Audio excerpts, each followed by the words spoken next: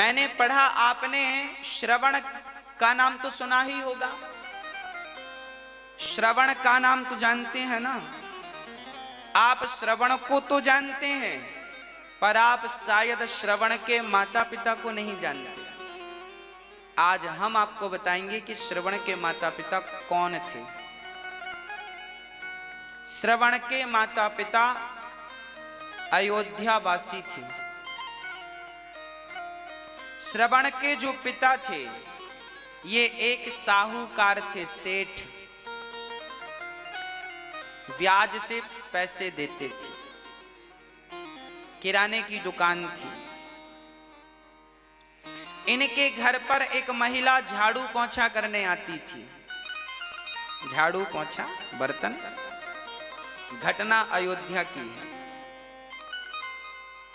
ये श्रवण के माता पिता हैं, जरा बहुत ध्यान से सुनिएगा।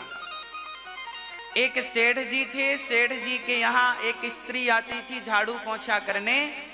तो सेठ जी उस स्त्री को देखते रहते थे और वो स्त्री भी सेठ को देखती थी। दोनों एक दूसरे को देखे और दोनों में प्यार व्यार हो गया।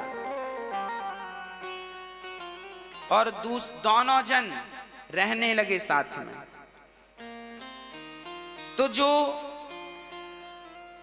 उस काम वाली बाई का जो पति था, उसे पता चला कि मेरी पत्नी फलाने सेठ के साथ रहने लग गई है, उसके संग ज्यादा समय व्यतीत करने लगी है और मेरी पत्नी अब संबंध भी उससे बनाती है। तो ये व्यक्ति अयोध्या के राजा के पास गए। उस समय अयोध्या के राजा दशरथ जी के पिता हुआ करते थे। आज है ना, उनके पास ये बात पहुंची। उनके पास जब बात पहुंची तो उन्होंने बुलाया, सेठ को बुलाया और बाई को बुलाया, यहां आओ। राजा ने कहा क्यों, तुम इसके साथ रहती हो? सेठ से कहा तुम इसको गलत निगाहों से देखते हो। अब वो सेठ डर गया, वो बाई भी डर गई। हाँ महाराज, हमसे गलती हो गई, ये बड़ी सुंदर है, हमारा मन चला गया। अब वो काम वाली बाई का पति बोला, देखो महाराज, मेरी पत्नी को फलाने व्यक्ति ने, सेठ ने अपना लिया। अब मेरे बच्चे हैं छोटे छोटे, मेरा तो घर बर्बाद हो गया। जब इनका अपराध इन्होंने स्वीकार कर लिया तब राजा ने दंड दिया। अब बताओ ऐसों को क्या दंड मिलना चाहिए?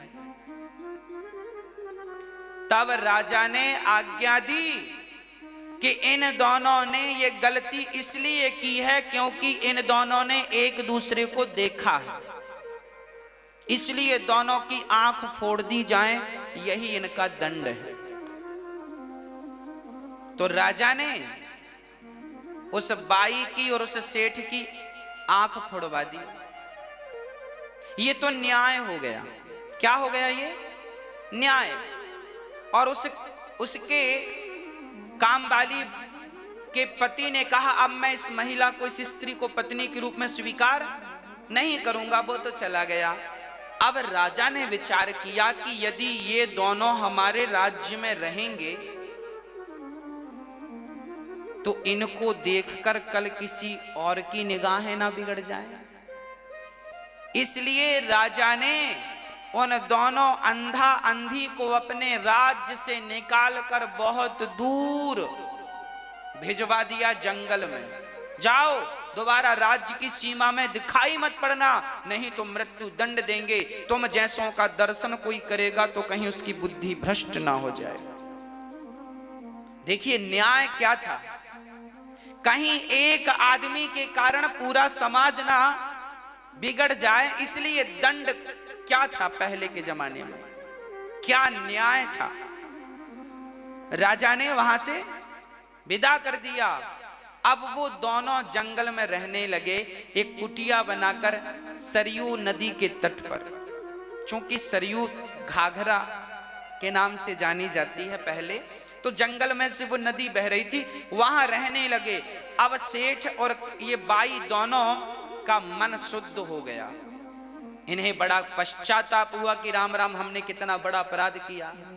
इन्हें अपनी गलती समझ आई और दोनों अब पति पत्नी की तरह रहने लगे और भगवान में मन लगा लिया।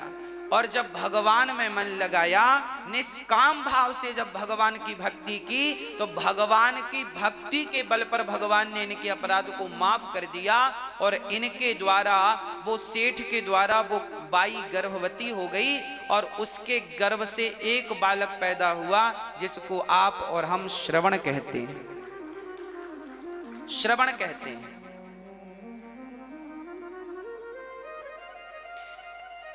फिर श्रवण अपने माता पिता की सेवा करने लगे। श्रवण का विवाह हुआ तो श्रवण की पत्नी अपने अंधा अंधी को महेरी खवाया करती थी। महेरी जानते हैं? छाछ जानते हैं? छाछ, मही, मट्ठा, छाछ। छाछ में चावल डाल दो, थोड़ा सा नमक डाल दो और उसे पका करके खा लो, उसे महेरी बोलते हैं। तो जो श्रवण की पत्नी थी, वो अपने अंधा अंधी को छाछ में चावल पका करके खवाती थी और अपने पति को दूध में चावल पकाकर, मतलब खीर खवाती थी। अच्छा, दोनों दिखने में एक से दिखते थे। तो श्रवण के माता पिता सामने ही बैठ के खट्टी खीर खाते थे और ये मीठी खीर खाते थे।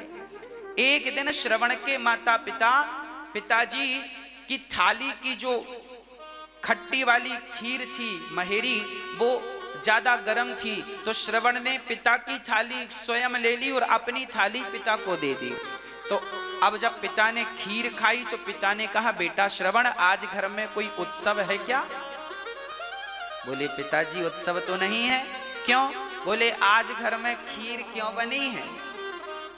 श्रवण ने कहा, पिताजी खीर तो रोज बनती है। ना बेटा, मैं तो आज पहली बार खीर खाया हूं। अब श्रवण ने पिता की थाली जब उठाकर चेहवा पे रखी तो खट्टी थी।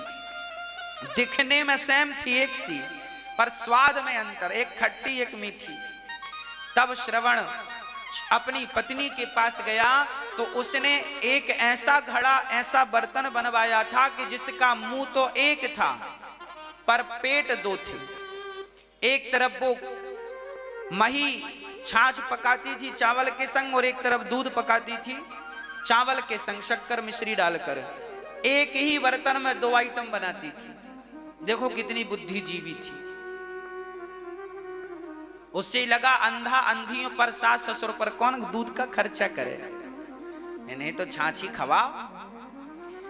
पर श्रवण ने कहा कि जब मेरे माता पिता के संग मेरी पत्नी भेद करती है, जो मेरे माता पिता की सेवा नहीं कर सकती, मैं उसके पास क्या रहूं।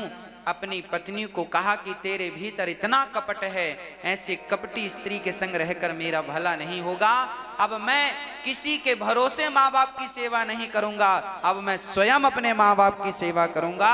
तब अपने माँ बाप को अपने पालकी पर बिठाकर कंधे पर, और श्रवण ने अपने उन्हीं अंधे माँ बाप को भगवान की चारों धाम की यात्रा कराई। देखिए, ऐसे माता पिता जो कि चरित्र से गिरे थे, ऐसे माता पिता का बेटा श्रवण भी जब माई बाप की, तुम्हारे माता पिता कैसे भी हों, तुम अपने माँ बाप की सेवा करोगे। तो श्रवण जैसे बच्चे ने जब माँ बाप की सेवा की तो उन्हें भगवत धाम प्राप्त हुआ और पुत्र के कारण उनके माता पिता भी भगवान के धाम को चले गए।